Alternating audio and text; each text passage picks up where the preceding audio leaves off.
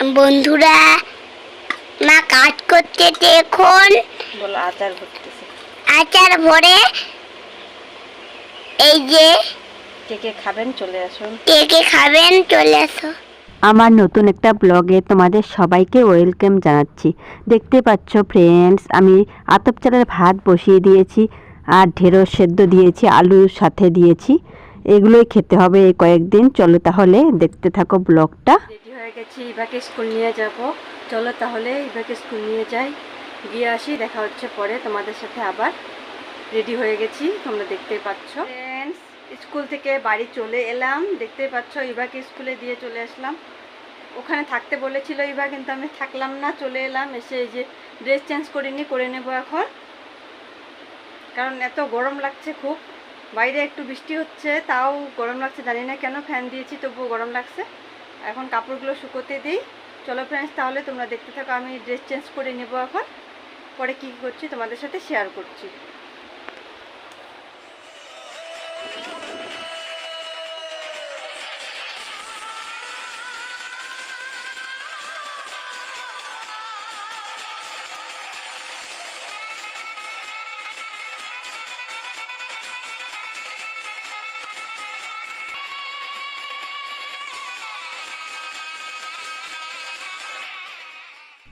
Friends, দেখতেই পেলে ইভাকে রুটি বানিয়ে দিলাম, ও খেয়ে নিল। কারণ শরীরটা ওর ভালো যাচ্ছে না, সে কারণেই রুটি বানিয়ে দিয়েছি ওকে।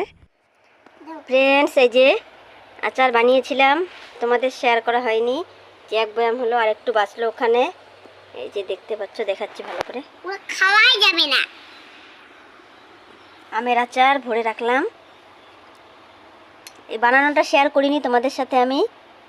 তোমরা কে কে বানিয়েছো অবশ্যই আমাকে কমেন্ট করে জানাবে ফ্রেন্ডস। প্রচণ্ড ঝাল দিয়ে বানিয়েছি এই আচারটা। এই দেখো, তেল আর লঙ্কার গুঁড়ো টুড়ো মশলা টশলা দিয়ে পাকা আমের এরকম আচার ঝাল দিয়ে বানাইছি।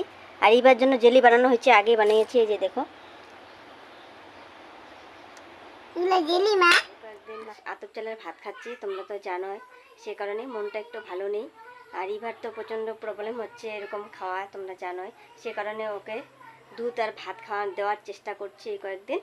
একদম বোর হয়ে যাচ্ছে দুধ ভাত খেতে খেতে, তোমরা তো জানোই। আর মাথা দেখো কি অবস্থা হয়ে আছে, মাথায় সাবান শ্যাম্পু কোনো কিছুই দেওয়া হয় না এই কয়েকদিন ধরে। গায়েও তেল সাবান কিছু লাগানো যায় না, তোমরা তো জানো, তোমাদেরও সেরকমই করতে হয় হয়তো। আর শুকিয়ে গেছি এরকম মনে হচ্ছে। তোমরা কমেন্টে জানিও আমি শুকিয়ে গেছি নাকি, অবশ্যই বলো আমাকে কমেন্ট করে।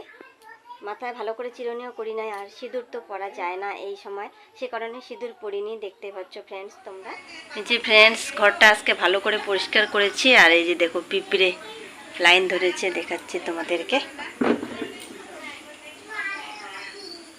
এই যে ফ্রেন্ডস, কালো পিঁপড়ের লাইন, জানি না কোন দিকে যাবে। আর এদিকে এই যে চাল ধুয়ে নিয়েছি, এখন দিব, হাঁড়িতে ঢেলে দেবো। আর এদিকে আলু সেদ্ধ বসিয়ে দিয়েছিলাম। জল বেশি হবে মনে হচ্ছে, একটু কমিয়ে নিই।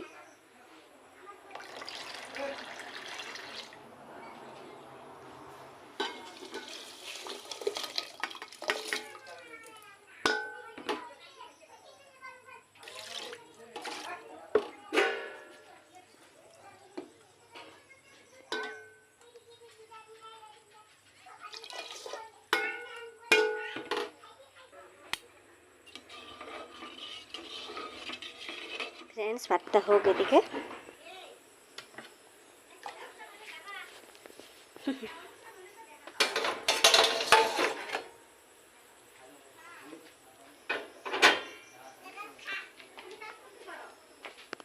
আর এখানে সবজি কড়াই থেকে নামাই নেই, তোমাদের দাদাভাই খেয়ে গেছে একটুখানি। এই যে দেখো, মিষ্টি কুমড়োর সবজি, এতটুক দিয়ে আমি খাবো এখন।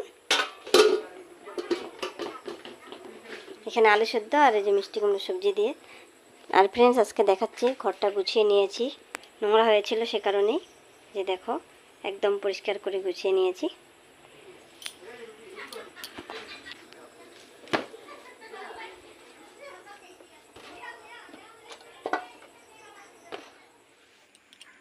ও না না না না না, ওরে ওরে আমার সোনা।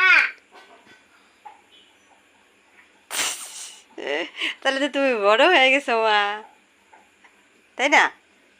তো তোমার চিন্তা দুধ খাবোই না। ঠিক আছে, দেখা যাবে দেখা যাবে।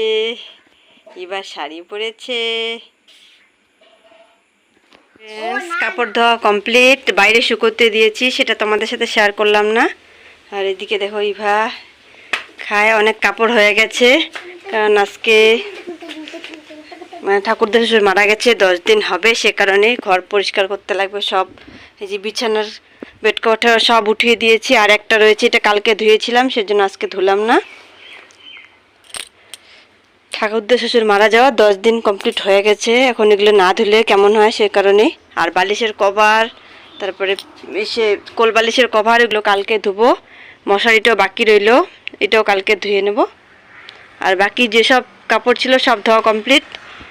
রান্নাঘরও মোছা কমপ্লিট হয়ে গেছে ফ্রেন্ডস, এখন শুধু এই ঘরটা লেপতে হবে। আর এই যে দেখো ইভা অন্না ফেলে রেখেছে নিচে, এই ঘরটা পরিষ্কার করলেই শেষ। এখন সবজি কাটবো, মিষ্টি কুমড়োর তরকারিটা কাটিয়ে ওই যে বের করে রেখেছি ওখানে। সকালে কাঁঠাল খেয়েছি, এইখানে রাখি কাঁঠালটা। এই যে কালকে অর্ধেক রান্না করছি, আজকে অর্ধেক রান্না করব, এটা কাটি এখন।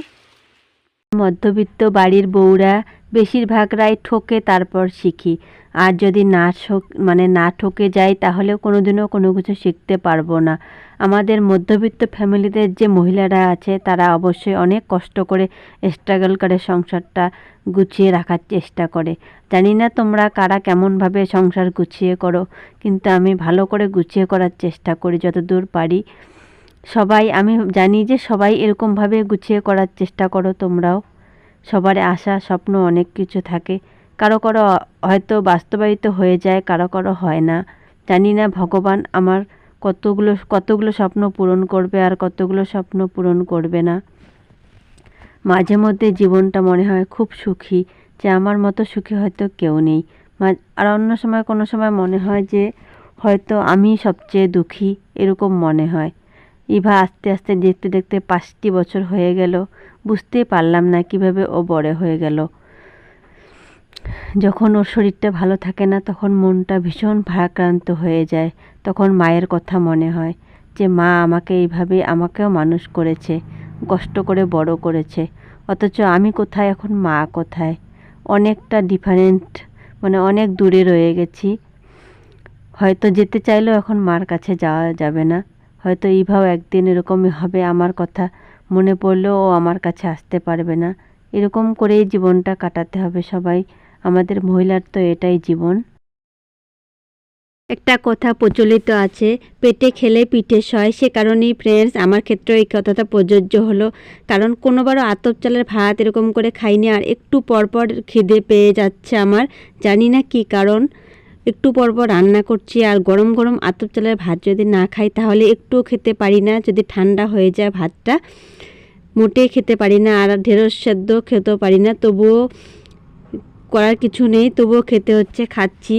আর এই ঘি দিয়ে রান্না করেছি মিষ্টি কুমড়ো, ভাজা করেছি, কারণ ভাজা ছাড়া তো খাওয়াই যায় না, মুশকিল হয়ে যায়।